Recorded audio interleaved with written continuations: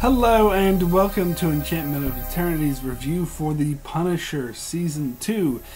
In this video I will give a full spoilers review of all of Season 2 of The Punisher. So of course I'll have to start with a spoiler warning for Season 2 of The Punisher. If you haven't seen up to the very end, all of Season 2, you will not want to watch this video, otherwise some things will be spoiled for you. So, let's get into The Punisher, which it hasn't been announced it's going to be canceled yet, but everyone's waiting for it to happen because Netflix is really shooting down all the Marvel Netflix shows. I mean, if they canceled Daredevil, then what hope does The Punisher and Jessica Jones have, honestly? So, let's get into what is pretty much going to be the final season, at least for a while. I mean, there's talk about revival in the future, but let's not get into that, of The Punisher. So I did really enjoy Season 1 of The Punisher. It was kind of had mixed pacing, as most Marvel Netflix shows do, but overall I thought it had a lot of heart and it was interesting enough, even though there were a few storylines that were dumb and a waste of time. With Season 2 of The Punisher, I don't like it as much. I won't say it's a bad season. I think it was still interesting and engaging, but I don't think it was as good as Season 1, and I don't think... I would say this is probably one of the lesser of the Marvel Netflix show seasons, if I'm being completely honest. It's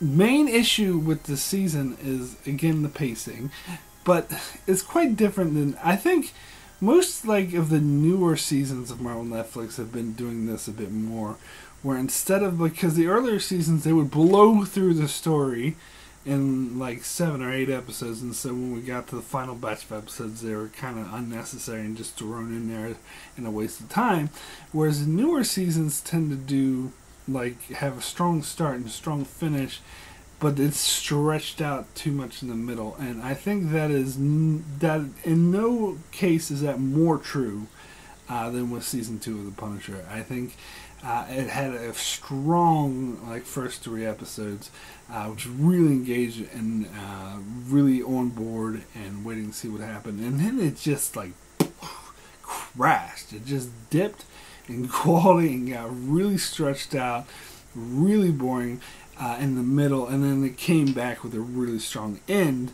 but still that strong end wasn't quite as strong as it could have been because it was undercut by the meandering of the middle of the season. And I really think that this season would have been an amazing, awesome season if it was 6 episodes long, to be honest. And maybe 7. And that's previous seasons I would say oh, it should have been 10 episodes, it should have been 9 episodes, it should have been, but this season I'm going as far down as 6. Because here's the thing, because you had 2 conflicting storylines going at the same time, and they did not gel at all with each other. You had the storyline with Amy Bendix and her hiding from this huge conspiracy, and they had this badass assassin John Pilgrim who was going off and trying to kill her. He's this preacher type, very interesting, very scary sort of assassin character, and it was a very intense storyline. And so the first 3 episodes focused on that storyline, which is why I thought those first 3 episodes were great. I thought it was a good setup.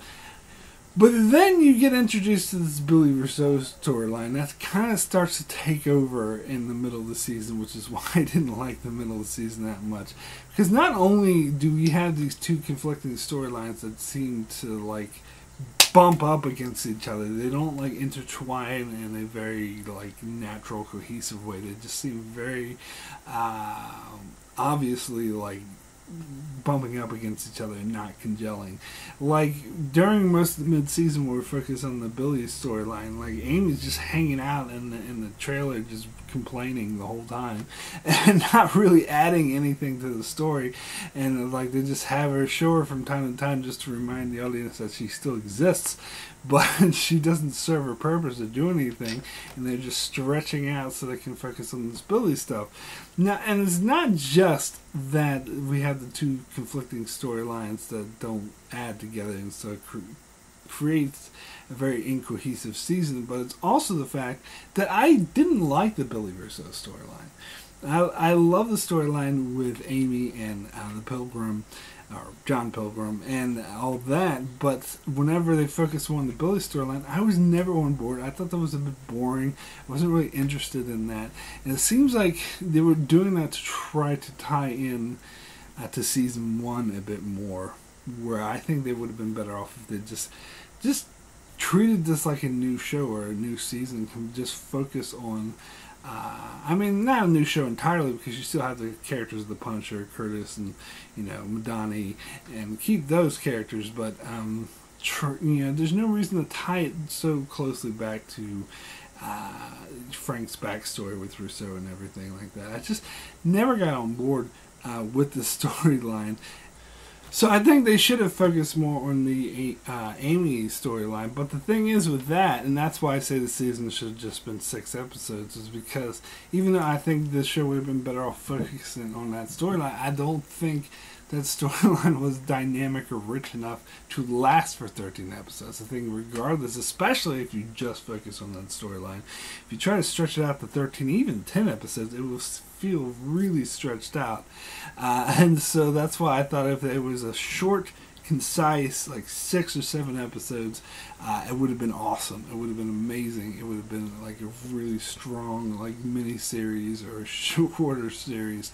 But instead, they tried to fill out the runtime to keep the 13 episode quota with this boring Russo storyline that didn't really like. Anyway, let me get into some of the details. So let's talk about those first 3 episodes, because I think this is very strong. You had Frank having an affair with the woman from the High Castle. Now, this actress was in the show The Man from the High Castle. But anyway, and that was interesting. Like, she was a cool character, and we'd never see her again after episode 3, but whatever. Anyway, like, that was, like, a cool, and it showed Frank, like, trying to move on and sort of live his new life as Pete Castiglione. By the way, what a shitty alias is Castiglione for Castle, but anyway, I think that was like a comic book Easter egg, but still, I think they should have been a bit more creative with that. But, anyway, I did really enjoy that and how it ended up being about, like, when he saw Amy, like, being attacked and that she was going to be killed, that he just couldn't stand by and let it happen. That's just not the kind of guy he is.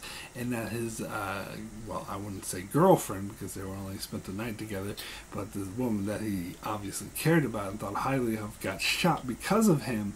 And because of what he did of just protecting some random stranger. But I think it does speak very highly to Frank's character. And that's one thing I think the season does do well, is explore the type of person Frank is and how people like, the police officer doesn't... A lot of people equate... Not just the police officer, but also the therapist, Krista Dorman. They always equate Billy Rousseau and Frank Castle and say they're the same. And later on, we get more into why they're not the same and how Frank actually does have a code. And, when Madani tried to bring this up, the guy's like, yeah, right, code, whatever.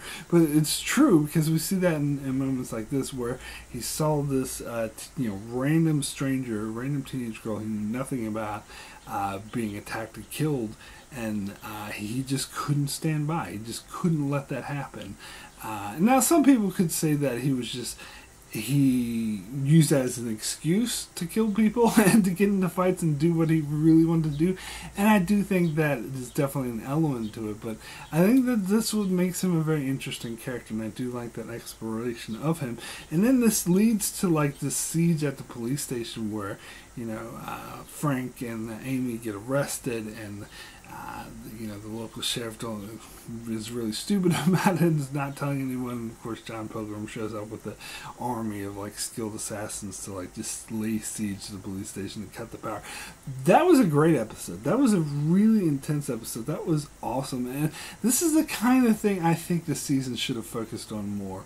Like, not do siege after siege, obviously. You don't want to repeat the storyline, but focus on the group of the badass assassins, and they obviously have money and backing, which of course we'll get to later in the season, and just how outnumbered, and how the odds are so strongly against Amy, and that Frank is willing to like basically throw his life away and just to protect her, even though she's like in a hopeless situation. So that puts him in a hopeless situation. So on the way that Frank was able to gain the trust and respect of the police officers during that siege by saving their lives, again, this goes to show the kind of man of integrity that he is. And a lot of people just want to judge him as like, oh, he kills people, bad man.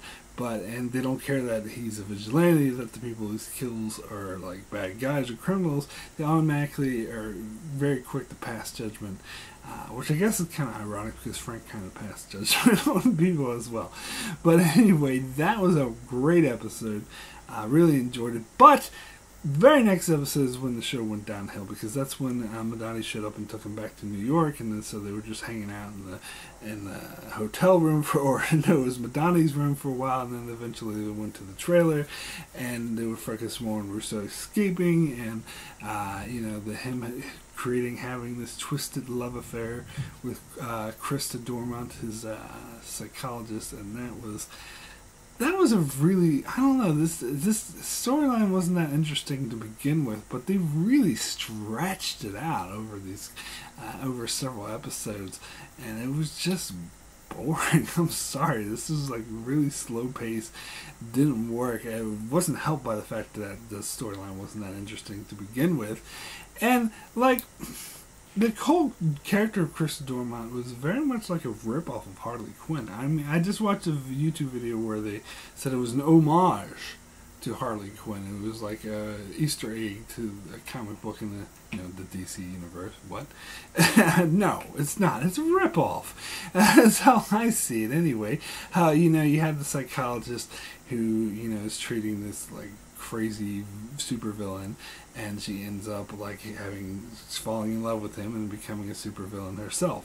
That's Harley Quinn, and Harley Quinn's actually much better than this character, so I didn't really like her.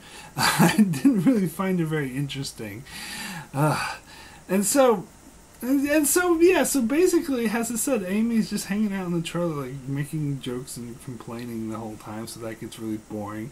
And then Rousseau, like, what they tried to do with this character where he lost his memory and he couldn't remember anything. He thought Frank was awesome. He's like, "You're my brother, why are you doing it?" And so you start to feel for Rousseau and feel like maybe he is in a bad situation. But I think this is undercut by the fact they turned him into a supervillain, because he becomes like this criminal who does bank robberies and just kills people willy-nilly. He has gets a gang together where they all wear these masks and they go do, take over the city and become this crime syndicate who like get prostitutes and treat them like shit. So I think that was a very disjointed storyline that undercut, because for a while it was making me feel for Rousseau, because from his perspective, like him and Frank and Kurtz were all like not just friends, but the closest of a brotherhood, like closer to him than any actual brother. And then all of a sudden he shows up and tries to kill him, and since Rousseau was like memories wiped, he had no idea why, so you actually feel like sorry for him, like he's the victim. But that's the whole thing about turning him into this bank robber supervillain, is like, well, fuck him, he's an asshole anyway. Which, I don't know, I think this show was trying to say that. It's like, oh, don't feel too sorry for him because he is the villain, because they want to remind the viewers that this was the bad guy they're going after. But I think this is the wrong approach, honestly. I think this would have been a much stronger, more poignant story if they made Rousseau a bit more sympathetic. But then again, that doesn't, congel with the comic book character of Jigsaw, the evil villain. And by the way, I was so annoyed at all the very obvious contrived mentions of Jigsaw, how they just tried to throw in Jigsaw as much as they could. It's like, oh, his memory is so out of place, it's like a jigsaw puzzle. And I go, come on. And I think some of the other gang members was like, okay, Jigsaw. Yeah, it's just like, it was so annoying. And also, like, all the other portrayals of Jigsaw in like the comic books and other movies and stuff, his face is like totally fucked up. In fact, at the end of season 1, they kind of implied like that Frank was like cutting up his face because to make him not pretty anymore. And at the start of the season, he's wearing this mask because he's so afraid of how ugly he is. And then once he finally takes the mask off, he's still attractive, just with a few scars on his face. In fact, the scars don't even take away from his attractiveness at all. So I think they did quite a shitty job of making him a Jigsaw, but whatever. But as I said, the ending got really good towards like the last 4 episodes, I would say, is where the storyline finally like kicked in again and went to a strong resolution. I think they resolved both storylines, the Rousseau and the Amy storyline, very well, and made them both really intense and interesting. But they still were fighting, bumping up against each other. They still didn't congeal as like we resolved one storyline, won the other. But it's kind of interesting how, you know, Madani, how she had to confront Krista, ended up like throwing her out the window, and getting Krista's backstory was also interesting as well. But then Harley Quinn ripoff. But anyway, I did like their confrontation. How Rousseau shows up and saw this and like tried to kill Madani, and that they basically like almost killed each other. Like that was brutal. And so it is kind of interesting that explains why Madani wasn't there to help Frank with what he was dealing with John Pilgrim and their fight. And also, like, I don't know, I think this is kind of maybe a bit too stereotypical and cliche that pretty much every main character ends up, like, completely, like, totally, like, bloody and disgusting and totally fucked up by the end of the show. You got Frank is totally fucked up and bloody. John Pilgrim is totally fucked up and bloody. Curtis, I believe, is pretty fucked up and bloody. Freaking Rousseau is, like, fucked up and bloody to the point where he dies from it, and Madani is fucked up and bloody, and you got Krista's is fucked up and bloody. I think Amy's the only one who came out of this okay without being totally fucked up and bloody. So I think that was a bit silly. I don't know. It seemed like the action movie cliche. It was like, oh, they have all these wounds and he's still alive anyway, which is a bit unrealistic.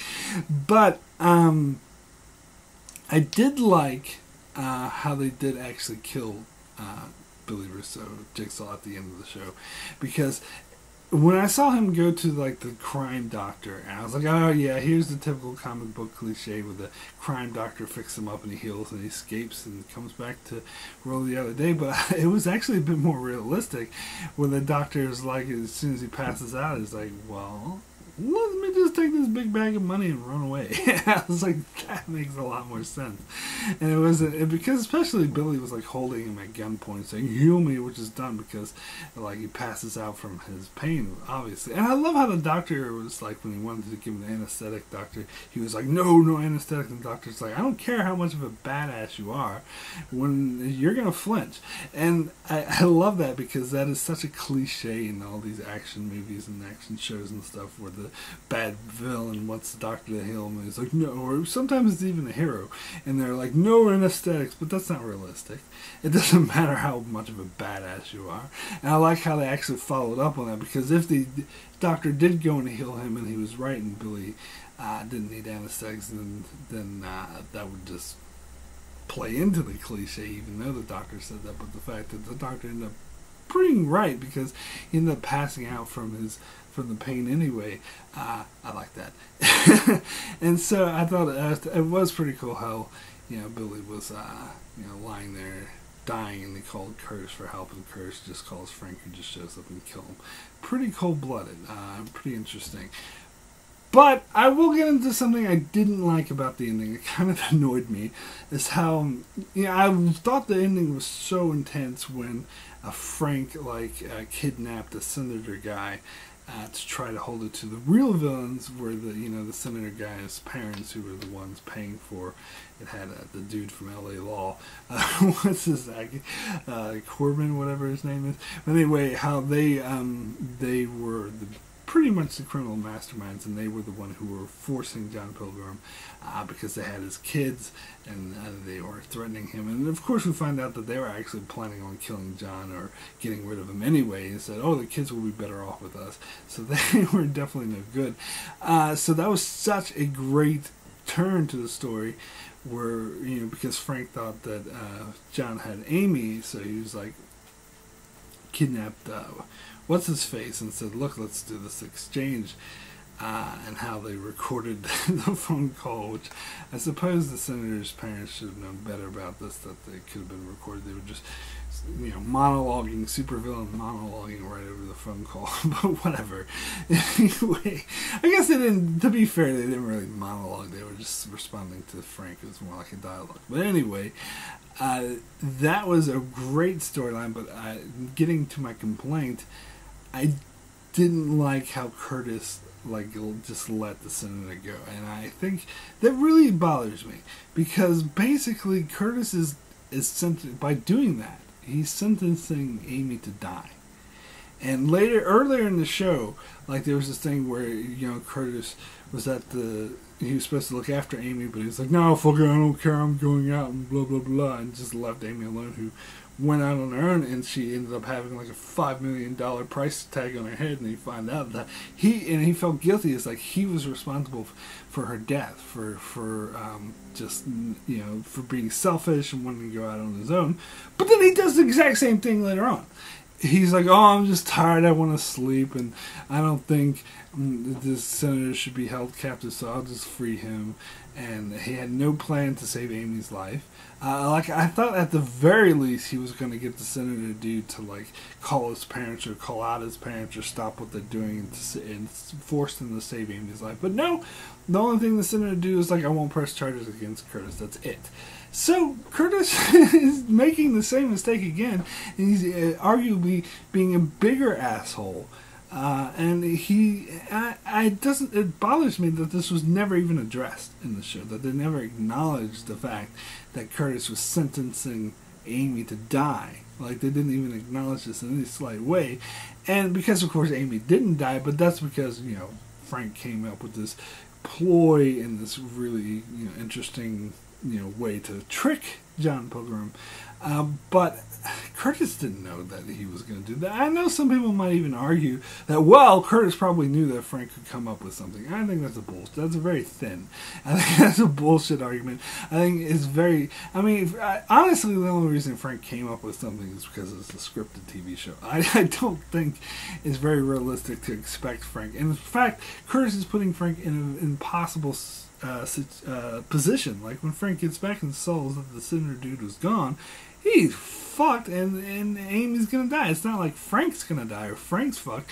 No, it's the teenage girl that he is sentencing to die because, I want to let this corrupt senator, even though if he's not corrupt, his parents or his family's corrupt, I want to let him live and do the right thing. It's not doing the right thing, Curtis. You're letting a teenage girl die by doing that. That just pissed me off. But anyway, I like the ending where Frank and Amy part ways. I must say, it was very touching. Maybe a few tears might have been shed.